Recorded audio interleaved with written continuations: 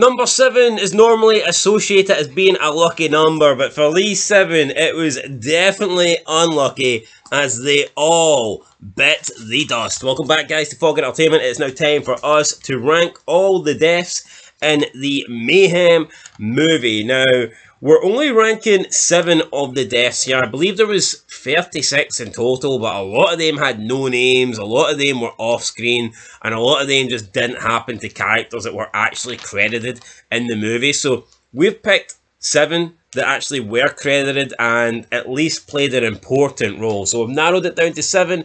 I just think it would be cheap if we were ranking people that appeared on the screen for like 5 seconds at most and died without a name. So we can't really rank them, but we have got 7 here in front of us right now. With that said, let's start with number 7. It's going to be Irene Smith. Now, I mean, she was an okay character, and her death might have been good, but at the end of the day, it happened off screen.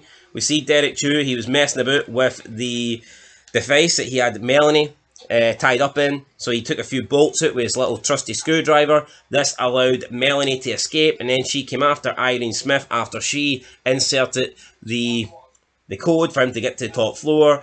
Melanie then, we're assuming, bashes her over the head with this hammer mallet-like device, this weapon, but we don't get to see it on screen. So we can assume what happened, but we didn't actually get to see it, and for that reason, it's going to be number 7. Yeah, I think off-screen can work. I'm not saying it was a disaster, but, I mean, leave your mind to do the imagination, but I think for a movie, right, that was like, mayhem, blood and guts, I honestly think there was a lack of blood, a lack of gore. I don't think so. There was quite a lot of blood.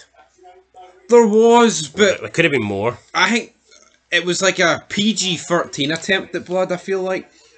Possibly. Right, let's move into number 6. Got Ewan Miles up next.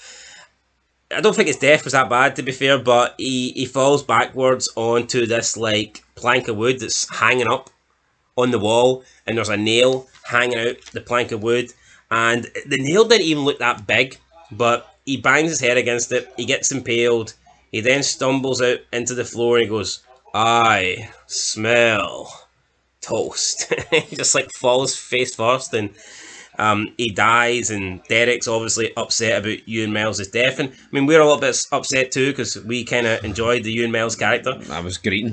We ranked him 6th in the characters, and we also ranked him 6th in the deaths there, so he's in the same position, but yeah, I mean, a bit of a lame death in the end, getting killed by one of the smallest nails I've ever seen. There was just a gimmick in this movie about small blades. Yeah, pretty strange. In 5th place, we have the security guard who Derek Chew essentially beats to death not long after that. I guess it enraged Derek that he just seen his friend die, and I guess he thought before he has sex with Melanie, he'll just beat the shit out of this security guard and, take him down, and he pummeled him, and he just beat him to death with his fist. So Derek Chew there. A bit bland, but here he beat to the death, beat match. Aye, no bad. Yeah. Coming in 4th place, we have Kara the Pearl, the Siren.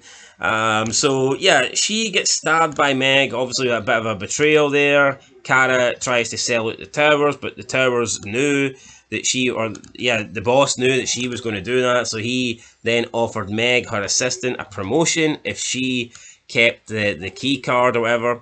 So yeah, she essentially betrays her, stabs her, and then off screen we see her decapitated head, which is a little bit annoying because, yeah, we see the beginning of the kill on screen, but then we literally just see the Siren up against a treadmill with her head not on her neck or shoulders. So, I mean, a bit of a weird death, only as good as 4th place in my opinion. Yeah, I just feel like, again, it was a bit lackluster, again, off screen, head sitting there. Like, why not show it? Yeah, I think they should have showed it. Anyway, in 3rd place, we have the Bull, who was Colton Snyder. Pretty good. He had his little mace, pepper spray, whatever it was he had with him. He liked to use it. He'd already used it on Derek. He tried to use it on Derek again, aiming for the eyes. He said he was going to blind Derek, but Derek managed to take a big mouthful of this, this spray device, and then spits it into the face of the Bull. It goes into the Bull's eyes, temporarily blinding him, where Derek then pulls out this small blade, smallest blade known to mankind, and stabs the Bull in the head, killing him. I mean, pretty smart for Derek to do this. Then we see him crawl over to like the water dispenser to try and get a drink. And yeah, I mean, it was a cool wee smart death, but I mean, at the end of the day, only good enough for third place. Yeah, and again for the bull, a big guy. I mean, it was a small blade. Like, I'm not expecting him to be carrying machetes. Yeah, but I think it was like London or something. I think it was like an outsmarting death kind of thing, which made sense to me since this guy was much bigger and stronger. And oh, yeah, it was a smart way to kill the big guy, I guess. And I mean, pepper spray would taste like shite. It would. Oh, I don't think it would taste like peppers. A lot of peppers, red hot chili peppers. Red California. Yeah, anyway, coming in second place, we have the boss, John Towers. His death is essentially just getting thrown off the top of the building, then being in free fall for about 10 full minutes before splatting down to the ground floor. I mean, it was a pretty cool death, but it took like 10 minutes to happen. I mean, the whole movie finished while this guy was still falling to his death. No, it was pretty fun. I liked that. I thought it was unique, but I think it was too predictable. Yeah. It was no, you know what? I liked the movie, but honestly, from when Derek and Melanie teamed up, it was so predictable. Like, I don't think there was any twists and turns. Or there was, the secretary put the key card in the microwave, or look, Derek and Melanie, look, is he betrayed? Or no, he's actually put some screws in her mouth. I think it was a wee bit too cookie cutter for me, looking back. Even when he took the job just to give her the house, then resigned straight away, was that expected? Or? Look, I mean, I get that, but I mean, to me that's irrelevant. It's like, who really gives a shit about that? It was mayhem, killing, blood. Well, were you expecting one of them to die or something? Probably, yeah. Well, I'm not saying one of them needed to die, but I just think, like the boss didn't live. Did he need to die? I mean, probably, but it's like, if you asked me as soon as those two teamed up. No, but it's kind of poetic, like the way the Nine voted the boss to die, just like they voted Derek Chew to be fired. No, it was poetic, Terminated. but do you see my point? I do see your point. That's alright. I just don't agree with it. And then coming in first place, we have the Reaper. Kind of ironic that the guy that goes around reaping people, terminating people... Reaping people? Aye, reaping. Aye. Reaping.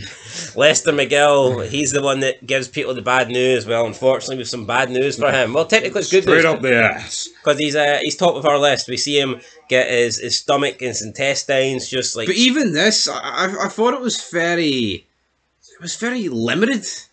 It wasn't as gory as what it could have been. Yeah, we just get like a little micro chainsaw type device and cuts across his stomach, kills him, and then later on we see him like tucked into like a bargain bin where his like guts are hanging out. It was pretty cool, hanging there like an ornament.